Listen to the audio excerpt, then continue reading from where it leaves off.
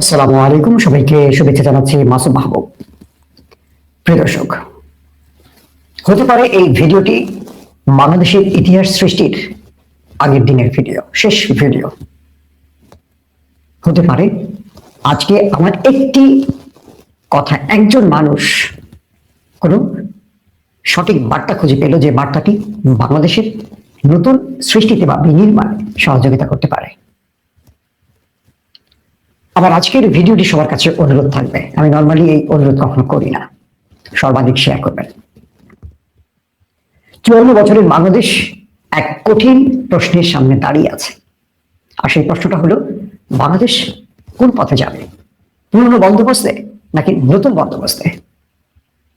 54 বছরের বাংলাদেশে আমরা যে লাঞ্ছনা পেয়েছি, আমরা যে অবহেলা পেয়েছি, নাগরিক হিসেবে আমরা যে স্বাধীনতা পাইনি, মৌলিক অধিকার থেকে বঞ্চিত হয়েছে, সেখান থেকে নতুন বাংলাদেশের স্বপ্ন দেখতে শুরু করছি আমরা।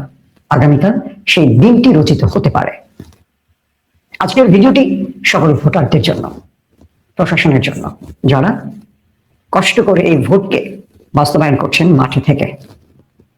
আজকের এই ভিডিওটি তাদের জন্য যারা অবৈধ কিছু টাকার জন্য রাষ্ট্রকে বিক্রি করে দিতে ষড়যন্ত্র করছেন। আজকের ভিডিওটি মিডিয়া মালিকদের জন্য। আজকের ভিডিওটি তাদের জন্য যারা রাজনীতির নামে কেবল অর্থটাকে চেনেন, দেশ জনগণ তাদের কাছে মুখ্য নয়। ঠাকুরগাঁয়ে একটি ঘটনা ঘটেছিল জামাত নেতাকে নিয়ে। এটাকে নিয়ে আমি আজকে ডিটেল তথ্য সংগ্রহ করেছি। বিমানবন্দরে কয়েকটি ডিপার্টমেন্টের সাথে আমি কথা বলেছি। যেহেতু আপনাদের সংবাদ দিতে হয় আর গণমাধ্যম কর্মী, আমার সেই সুযোগটি আছে, আমি রাষ্ট্রের যে কোনো দপ্তরে চাইলে কথা বলতে পারি, সেই সুযোগটি আমাদের থাকে। পুরো বিষয়টি জেনেছি কিরকম, আগে সেখান থেকে শুরু করে আমি আমার মূল ফোকাসে যাব। ঢাকা থেকে জামাতের ঠাকুরগাঁয়ের আমির বেলাল প্রধান, তিনি অর্ধ লক্ষের উপরে, অর্ধ কোটি বলা যায়, অর্ধ লক্ষ না, 50 লাখের উপরে টাকা নিয়ে ফিরছিলেন তার বাড়িতে। এটি তার গার্মেন্টস ব্যবসার প্রয়োজনের টাকা ছিল। এয়ারপোর্টের কাস্টমস তাকে ক্লিয়ারেন্স দেয়। আমি কাস্টমসের সাথে কথা বলেছি ফোনে, এবং এখানে ইলিগেল কিছু ছিল না, তার সকল ডকুমেন্ট ছিল তার কাছে। এরপর একটি বিশেষ এজেন্সি তাকে ট্র্যাপে ফেলে দেয়। ট্র্যাপ মানে এটিকে বড় একটি ঘটনা সাজাবার নাটক তৈরি হয় ব্যাকগ্রাউন্ড থেকে। নীলফামারীর ওসি এসপি জাহিদ এটার মূল খেলোয়াড় ছিলেন, মাঠে বসে থেকে তিনি এটা বাস্তবায়ন করেছেন।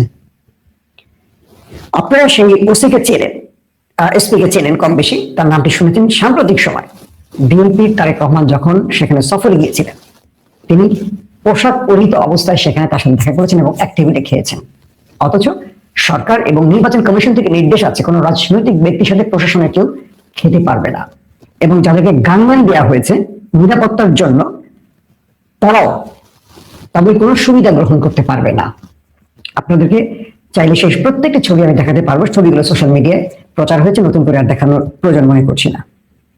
প্রশ্ন হলো, নীলফামারীর এসপি পুরো বিষয়টিকে সাজান, আমার কাছে আমার নিজের টাকা থাকবে, আমাকে কোনোভাবেই রাষ্ট্রের কোন সংস্থা গ্রেফতার করতে পারবে না যদি আমি ইলিগেল কিছু না করি। গত কয়েকদিন ধরে অন্য রাজনৈতিক দলটিকে সারা বাংলাদেশের বিভিন্ন পয়েন্ট থেকে ধরা হয়েছে ভোটারদের টাকা দেওয়ার সময়। একটি গণমাধ্যমে সেই খবর প্রচার হয়নি, অবৈধভাবে টাকা দেওয়া হয়েছে। আজকে লক্ষ্মীপুরে বিএনপির একজন বড় মাপের নেতার 2 কোটি টাকার গাড়ি সহ 2 কোটি টাকা পাওয়ার তথ্য এসছে। এটি এখন ক্রস চেক করতে পারিনি, আমি সোশ্যাল মিডিয়া দেখলাম। বিভিন্ন জায়গা থেকে আগ্নেয়াস্ত্র সহ গ্রেফতার হচ্ছে যুবদল ছাত্র দলের অনেক নেতা। কোন গণমাধ্যমে খবরগুলো নেই। কুড়িলে আমরা দেখলাম একটি জায়গায় মহিলা জামাতের উপর বিএনপি কর্মীরা হামলা করেছে, ব্যাপক মারধর করেছে, অনেক মহিলার মাথা ফাটিয়ে দেওয়া হয়েছে, এবং সেখানে দেখলাম 17 আসনের খালিকুজ্জামান তিনি তাদেরকে হাসপাতালে দেখতে গেছেন। কোনো মিডিয়াতে খবরগুলো আসেনি। বিভিন্ন জায়গায় জামাতের এজেন্টদেরকে মারধর করা হচ্ছে, বিভিন্ন জায়গায় জামাতের কর্মীদেরকে ধরে, এজেন্টদেরকে ধরে একটি দলের নেতারা মেরে পুলিশে দিচ্ছে, যেটা আওয়ামী লীগ করতো। বুঝছেন, ফ্রি ফেয়ার ইলেকশন সম্ভব বাংলাদেশে? বিভিন্ন জায়গা থেকে খবরগুলো আসছে। দুঃখজনক ব্যাপার কি জানেন, ইউনিট সরকার ফ্রি ফেয়ার ইলেকশনের যে শপথ নিয়ে নেমেছেন, প্রশাসন রাতের অন্ধকারে বিক্রি হয়ে গেছে অনেক জায়গায়। আমি এমন অনেক এসপি কে চিনি যার সাথে আমার ব্যক্তিগত সখ্যতা ভালো, সাম্প্রতিক এমন বহু এসপি আছে দিনে 4-5 বার ফোন করতেন, তারা এখন আর ফোন ধরছেন না, কারণ ধারণা করছে তারা বিক্রি হয়ে গেছে। তারা মনে করছে নির্বাচনের আগে যা পাই কামাই করে নেই, আবার নির্বাচন শেষে যারাই ক্ষমতা আসে তাদের তাড়াতাড়ি করে নিজেকে পরিচ্ছন্ন করে ফেলবো। পোশাক পরা এই লোকগুলো এতটা কুৎসিত হয় কি করে? জামাতের একজন নেতা বেলাল প্রধান, যার বৈধ টাকা টোটাল কাগজপত্র থাকার পরও অন্যভাবে তাকে গ্রেফতার করার পর তিনি হার্ট অ্যাটাক করে এখন হাসপাতালে মৃত্যুর সাথে লড়ছেন। যদি তার কিছু হয় এর দায় পুলিশ বিভাগকে নিতে হবে, এবং নিতে হবে লন্ডনে বসে থাকা একজন কি বলবো অস্ত্র ব্যবসায়ী জোকার নাইক, যাকে আপনারা অনেকে সাংবাদিক বলেন, তিনি কখনো সাংবাদিকতা করেননি। মূলত তিনি অস্ত্র ব্যবসা করতেন হাসিনার আমলে, এবং সেনা প্রধান আজিজের ভাইয়ের সাথে তার এই লেনদেন ছিল। পরবর্তী সেনা প্রধানের সাথে তার বিরোধ হয় টাকা পয়সা ভাগাভাগি নিয়ে, যার কারণে তিনি একটি এপিসোড করেছিলেন, আল জাজিরায় প্রচার হয়েছিল, দেখেছিলেন আপনারা। মূলত কাহিনী ছিল অর্থের ভাগাভাগি নিয়ে। আজকে দেখছি তার কাছে আমাদের বাংলাদেশের গোয়েন্দা মাধ্যমগুলো গোপন ভিডিওগুলো তাকে দেয়, আর সে ফেসবুকে প্রচার করে। কোনো গণমাধ্যমে না, ফেসবুকে প্রচারের জন্য দেয়, আর তিনি প্রচার করে। আর আমাদের রামসাগর মার্কা গণমাধ্যমগুলো সেটাকে অথেন্টিক প্রমাণ করার জন্য প্রচার করে। ইন্টারেস্টিং ব্যাপার, প্রত্যেকটা গণমাধ্যম মিডিয়া খুব শুরু করে দিয়েছে। সবগুলো টেলিভিশনের ব্রেকিং নিউজ, টিকার নিউজ জামাতের এগেইনস্টে চলে গেছে। এটা মিডিয়া কু। আমি মিডিয়াকে বলছি, শেখ হাসিনা তাকে রক্ষার জন্য সকল মিডিয়া কিনে ফেলেছিল। পুলিশ কিনেছে, র্যাব কিনেছে, সেনাবাহিনী কিনেছে, বিজেপি কিনেছে, টোটাল নিরাপত্তা বাহিনী কিনে ফেলেছিল। শেখ হাসিনা বাঁচতে পারেনি। মিডিয়াকে বলছি, মিডিয়া যার পক্ষে জনগণ তার বিপক্ষে দাঁড়ায়। আবারও বলছি, মিডিয়া যার পক্ষে জনগণ তার বিপক্ষে দাঁড়ায়। এই জনগণ মিডিয়াকে হিসেবে নেয় না। এই জনগণের শক্তি এক একজনের একটা স্মার্টফোন। এই জনগণ প্রতি মুহূর্তে আপনি যা লুকাচ্ছেন স্মার্টফোনের মাধ্যমে পৃথিবীকে দেখাচ্ছেন। আপনার টেলিভিশন দেখতে হবে না। সবচেয়ে ভয়ঙ্কর খবর দিয়ে আরেকটি আপনাদের, যমুনা টেলিভিশনের মালিক মামুন সাহেবের স্ত্রী অ্যাডভোকেট সালমা ইসলাম, তার কন্যা এবং জামাই 9 তারিখ দুপুর 1টায় থাই এয়ারওয়েজের একটি বিমান TZ-322 ফ্লাইটে করে থাইল্যান্ড রওনা দেন। দুপুর 1টার সময় কিন্তু তারা বিমানে ওঠেন। এর কিছুক্ষণ পর একটি গোয়েন্দা সংস্থা তাদেরকে বিমান থেকে নামিয়ে নিয়ে যায়। তারা মানে বিমানের ভেতরে উঠে গেছেন, প্যাসেঞ্জার সিটে বসে গেছেন, তারপর তাদেরকে তুলে নিয়ে যাওয়া হয় সেখান থেকে। দুপুর 1টায় বিমান TZ-322। এরপর আর কোনো খবর জানা যায়নি কি হয়েছে। সেই 3জন যমুনা টেলিভিশন, তার মালিক সালমা ইসলাম, তার কন্যা, জামাই, সেই দিন রাত 2টার ফ্লাইটে থাই এয়ারওয়েজ 344 এয়ারওয়েজে তারা আবার থাইল্যান্ডে চলে যান। বলা হচ্ছে তাদের উপর কোন চাপ দেয়া হয়েছে এই মিডিয়া কুর জন্য যমুনা টেলিভিশন। প্রশ্ন হলো, আমাদের গোয়েন্দা বাহিনীর কাজ কি এগুলো? তারা এই কাজগুলো করবেন? কারা ক্ষমতায় বসবে, কাদের ক্ষমতায় আনবেন, এই কাজগুলো আপনাদের দায়িত্ব। ধরেন আপনাদের চেষ্টা ব্যর্থ হলো, 12 তারিখে জনগণ করে বিপ্লব ঘটিয়ে দিল, কি করবেন? হাসিনার সেই চামুন্ডাদের মতো পালিয়ে চলে যাবেন? পালিয়ে না গিয়ে রাষ্ট্রটাকে আপনি রক্ষা করতে পারেন না? এই রাষ্ট্রটাকে যতটুকু ধ্বংস হয়েছে সেখান থেকে রক্ষা করা যায় না? মিডিয়ার মালিকদেরকে এভাবে চাপ দিয়ে যদি কোনো কিছু করতে বাধ্য করা হয়, তাহলে বুঝতে পারছেন এই দেশের জনগণের অবস্থা কি। প্রতিটা মিডিয়া এই মুহূর্তে একই খবর প্রচার করছে, যে খবরগুলো একটা বিশেষ জায়গা থেকে তৈরি করা হচ্ছে। কি ভয়ঙ্কর ব্যাপার, বুঝতে পারছেন? মিডিয়া তার নিজের গলা থেকে নিজেকেই মারছে।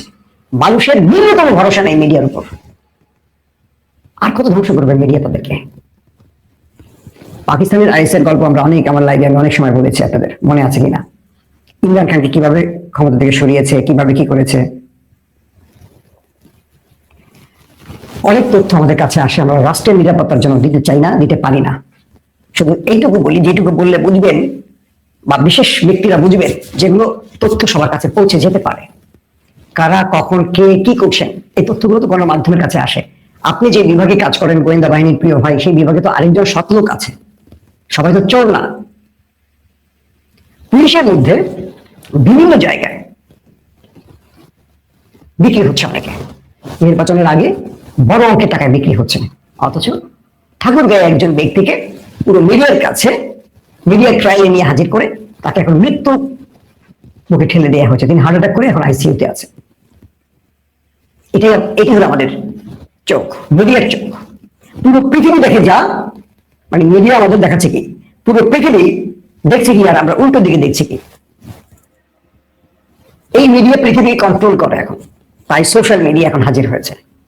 আগামীকালকে নির্বাচনের মাঠে প্রত্যেকে তার ফোনগুলোকে চালু রাখবেন, ফুল চার্জ রাখবেন, নেট ভরে রাখবেন, যেখানে যা পাবেন ছাড়বেন, কেউ টেলিভিশন দেখবে না। টেলিভিশন এই দেশের প্রয়োজন নেই এই মুহূর্তে। দর্শক, খুব ইম্পর্টেন্ট কয়েকটা কথা বলবো। বিপ্লবের পর, জুলাই বিপ্লবের পর আমরা স্বপ্ন দেখেছিলাম এবার বাংলাদেশটাকে আমরা গড়ব। আবারও বলছি, আমি কোনো রাজনৈতিক দলকে পছন্দ করতে পারি, হয়তো এখন করছি না। ধরেন আমি বিগত কয়েকদিন ভয়ানক কিছু স্বপ্ন দেখছি, প্রতিদিনই কম বেশি, একই স্বপ্ন না, বিভিন্ন সময় বিবেকের দরজা আঘাত করছে কেউ আমায়। আমার কাছে এই রাষ্ট্র এবং এই জনতা সবচেয়ে বেশি ইম্পর্টেন্ট। আমার ব্যক্তিগত পদ, আর্থিক লাভ, রাজনৈতিক পদবি আমার কাছে খুবই গৌণ। তাই আমি কোনো রাজনৈতিক দলের তাবেদারি করি না, এটা আমার কাছে ইম্পর্টেন্ট না। হাসিনার রেজিমে বহুত ভয়ঙ্কর কাজ করেছি, বলতে চাই না, প্রচার করতে চাই না। অনেকে বলবেন গুপ্ত, অনেকে বলবেন এইরকম বক্তব্য, তাদেরকে আমি তো আক্কাই করি না, গোনাই ধরি না। মিথ্যাকে মিথ্যা বলা, সত্যকে সত্য বলা সাহস যার নেই, তিনি মানুষের পর্যায়ে পড়েন না। হযরত ওমরের ইতিহাসগুলো যারা পড়েছেন কম বেশি বুঝবেন মুসলমান শাসন ব্যবস্থা হওয়া উচিত কেমন। বাংলাদেশ এমন একটি প্রশ্নের সামনে দাঁড়িয়ে আছে, বাংলাদেশ কি কোনো মাফিয়ার আন্ডারে চলে যাবে, কোন ঋণ খেলাপির হাতে চলে যাবে, কোন লুটেরার হাতে চলে যাবে, নাকি বাংলাদেশ খোলাফায়ে রাশিদিনের আদর্শ প্রাপ্ত কোন ইমানদার ব্যক্তির হাতে যাবে। আমি হেফাজতের একজন শিষ্য আলেমকে দেখেছি, তিনি বলেছেন অমুক দলকে ভোট দিলে কাফের হয়ে যাবে, বাবা কাফের, এরকম মন্তব্য করছেন। আবু জেহেলকে চেনেন? সবচেয়ে জ্ঞানের অধিকারী ছিলেন কিন্তু আবু জেহেল ছিলেন। আল্লাহ রাসূল সাল্লাল্লাহু আলাইহি সাল্লামের সময় এরকম বহু উদাহরণ রেখে গেছেন, নবীদের সময় অনেক উদাহরণ রেখে গেছেন। অনেক বড় বড় জ্ঞানীরা ইসলামের দুশমন ছিলেন। পোশাক আর শিক্ষা ইসলামের মূল চাবিকাঠি নয়। আল্লাহর প্রতি ঈমান, শুধু ঈমান না, যেটা বাস্তবায়ন, সবগুলো বিষয়কে যোগ করে ইসলাম যুক্ত হয়। এই পৃথিবীতে অনেক বড় বড় জ্ঞানী আছে যারা ইহুদি, ইসলামকে ধ্বংস করার জন্য জ্ঞান অর্জন তারা করেছে। এরকম বহু ব্যক্তি আছে আমাদের দেশের মধ্যেও, নাম হয়তো বলতে চাই না, বললে বিতর্ক সৃষ্টি হবে।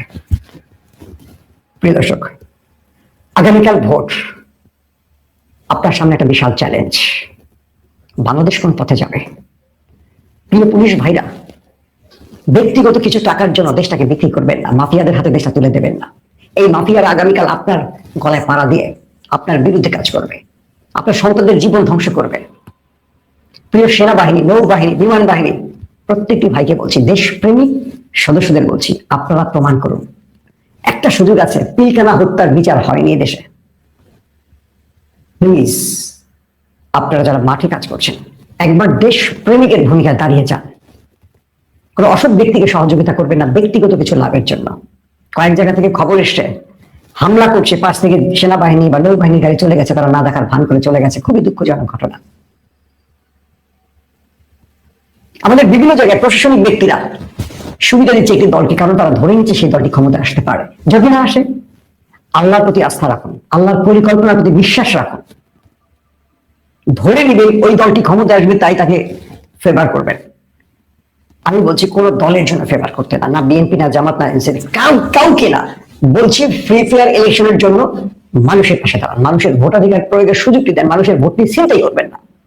কোন দলের পক্ষে বলছি না ভাই। এই রাষ্ট্র টিকে থাকবে না, ধ্বংস হবে আপনার একটা ভোট আর আপনার এতটুকু শক্তির উপর ডিপেন্ড করছে। প্রতিটা এসপি, প্রতিটা ওসি, প্রতিটা রিটার্নিং অফিসার, প্রিজাইডিং অফিসার, প্রত্যেকটি জায়গায় যারা ভোটের সাথে জড়িত আছেন, প্রত্যেকে যদি একটু চেষ্টা করেন একটা ফ্রি ফেয়ার ইলেকশনের জন্য, মানুষের ভোটের সঠিক ফলাফলটি যেন মানুষের কাছে আসে, রাষ্ট্রকে গড়ে তোলার সুযোগটি যদি দিতে পারেন, এই রাষ্ট্র ইনশাআল্লাহ আগামী দিন চলে যাবে সামনের দিকে। আপনারা হারাম টাকাগুলো নিয়ে ঘরে ফিরবেন, আপনার ছেলেরা ক্যান্সার হতে পারে, আপনার স্ত্রী মৃত্যু পথযাত্রী হয়ে পড়ে থাকবে হাসপাতালে। এই অবৈধ টাকা শেষ হবে, আপনি নিজেও দেখবেন যারা অবৈধ টাকা আয় করেছেন কেউ ভালো নেই। দুনিয়াতে আছেন কয়দিন, থাকবেন কয়দিন। এই অবৈধ টাকা নিয়ে আওয়ামী লীগ কত হাজার মিলিয়ন টাকা নিয়ে দেশ সারা করেছে। এরকম 10টা বাংলাদেশ কিনতে পারবে আওয়ামী লীগ যে টাকা লুট করেছে। সেই টাকাগুলো আওয়ামী লীগ কি করতে পেরেছে বলেন? ব্যক্তিগত লাভ নয়, রাষ্ট্রের জন্য কিছু করুন। যারা আমার ভিডিও দেখছেন, কোন মার্কার ভোট দেবেন জানি না, একবার চিন্তা করেন, স্রেফ একবার। আপনার দল জিতলে আপনি টেন্ডারবাজি করতে পারবেন, দখলদারিত্ব চালাতে পারবেন। কয়জন আপনারা? এই সংখ্যাটা খুব কম। কিন্তু আজকে যারা 200 টাকায়, 500 টাকায়, 1000 টাকায় ভোটটা বিক্রি করে দিচ্ছেন, কালকে ওই নেতারা আপনার গলায় পাড়া দিয়ে 20,000 টাকা নেবে। আজকে 1000 টাকা নিচ্ছেন, আগামী 5 বছর আপনার রক্ত চুষে খাবে। প্লিজ ভোটটা বিক্রি করবেন না। আপনারা অনেকে অনেক কথা বলছেন, সুন্দর চেহারা দেখছেন, দামি গাড়ির লোককে ভোট দিতে চান। এই নেতারা এই যে দামি দামি গাড়িগুলো কোথায় পেয়েছে? আপনারা আমার টাকাগুলো লুট করে নিয়েছে। আমি বাংলাদেশের বিভিন্ন প্রান্তে ছুটে বেড়াই, বিভিন্ন সময় যাই, অনেক জায়গায় ঘুরতে যাই। আমি সাধারণ মানুষগুলোর সাথে মিশি, তাদের জীবন ধারণগুলো দেখি। আমি অনেক জায়গায় এরকম দেখে কেঁদে ফেলেছি। এই রাষ্ট্রে গরিবরা আরো গরিব হচ্ছে, ধনীরা আরো ধনী হচ্ছে। প্রত্যেকটা রাজনৈতিক নেতার গ্রামে বাড়ি আছে, জেলা শহরে বাড়ি আছে, বিভাগে বাড়ি আছে, রাজধানীতে বাড়ি আছে, বিদেশে বাড়ি আছে, বিদেশে একটা একাধিক বাড়ি আছে। আর আমার দেশে ঢাকার মানুষগুলো ফুটপাতে ঘুমায়। ভেবেছেন কখনো? একবার চিন্তা করেন।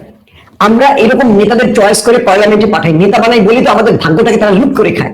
একবার কি আপনারা আপনাদের ভোটটা কি পরিবর্তন করতে পারেন? সুযোগ নেই। একবার চিন্তা করেন, একবার চিন্তা করেন প্লিজ। যদি আপনারা নিজের ভাগ্য নিজেরাই পরিবর্তন না করেন, স্বয়ং আল্লাহ করবে না। আমি শেষ কয়েকটা কথা বলবো আপনাদের উদ্দেশ্যে।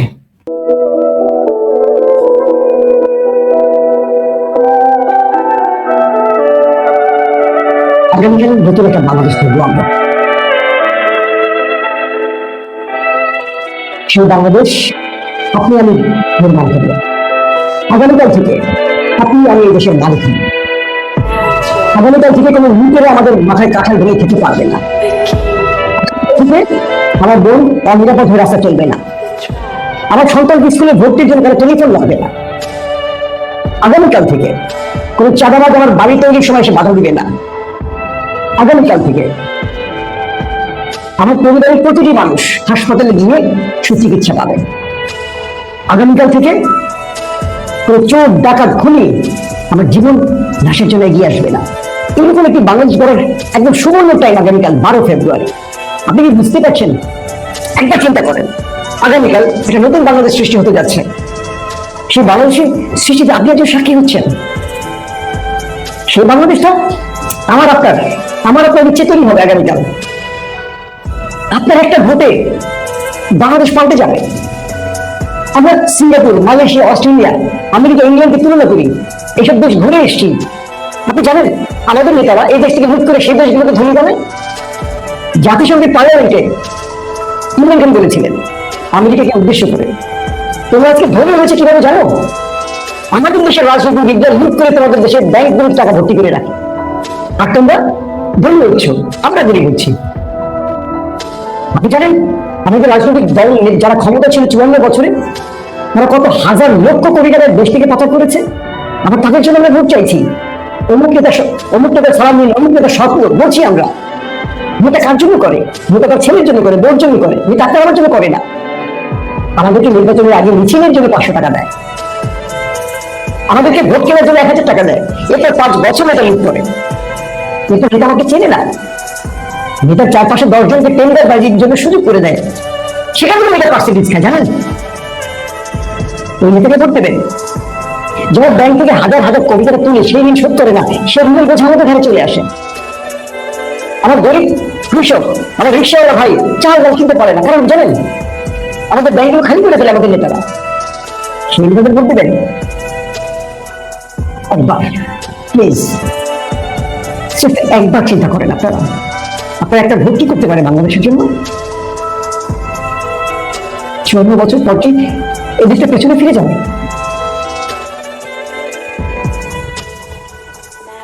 আমরা কি নতুন একটা বাংলাদেশ করতে পারবো না? 24-এর বিপ্লবের পর আমরা যে স্বপ্ন দেখেছি, সেই স্বপ্নটাকে আগামীকাল আমরা বাস্তবায়ন করতে পারবো?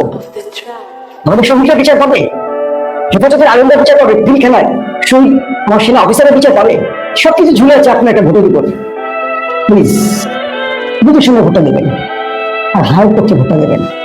আপনি আমি আগামীকাল নতুন বাংলাদেশ করবো ইনশাআল্লাহ।